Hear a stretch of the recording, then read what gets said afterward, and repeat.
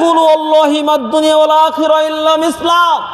আল্লাহর কসম করে আমি মুহাম্মদ সাল্লাল্লাহু আলাইহি ওয়াসাল্লাম বলছি, আল্লাহর কসম করে আমি মুহাম্মদ সাল্লাল্লাহু আলাইহি ওয়াসাল্লাম বলছি, এই দুনিয়া এবং আখিরাতের তুলনা উদাহরণ হলো এমন, এই দুনিয়া এবং আখিরাতের তুলনা এবং উদাহরণ হলো এমন, মা ইয়াজআলু আহাদুকুম ইসবাহু ফিল ইয়াম্মি, তোমরা কেউ তাদের একটি আঙ্গুল সাগরের ভিতরে রাখো, ফল ইয়ানজুর বিমা ইয়ারজি, অতঃপর ওই আঙ্গুলটি সাগর থেকে টেনে বাইর করো, দেখো আঙ্গুলে কি পরিমাণ পানি লেগে রয়েছে।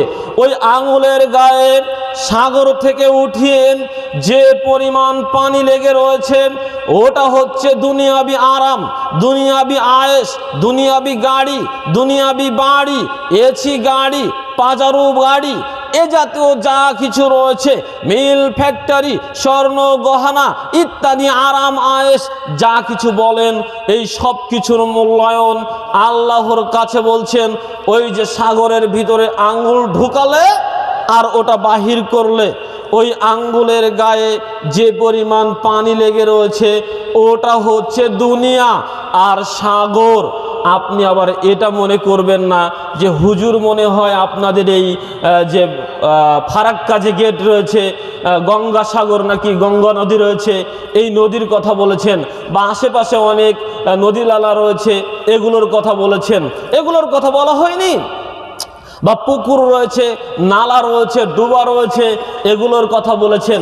জি না, আমাদের নবী বলেছেন আটলান্টিক মহাসাগর, প্রশান্ত মহাসাগর, আরব সাগর, ভারত সাগর, বঙ্গোপসাগর, এমন সাগরের সাথে তুলনা করে বলেছেন দুনিয়ার মানুষ, সাগরের মধ্যে তোমার আঙ্গুলটা ডুবিয়ে দাও, অতঃপর টেনে বাহির করো, তোমার আঙ্গুলে যে পরিমাণ পানি ওটা হলো দুনিয়াবি আরাম আয়েশ, যশ খ্যাতি, জৌলস, ক্ষমতা যা কিছু রয়েছে।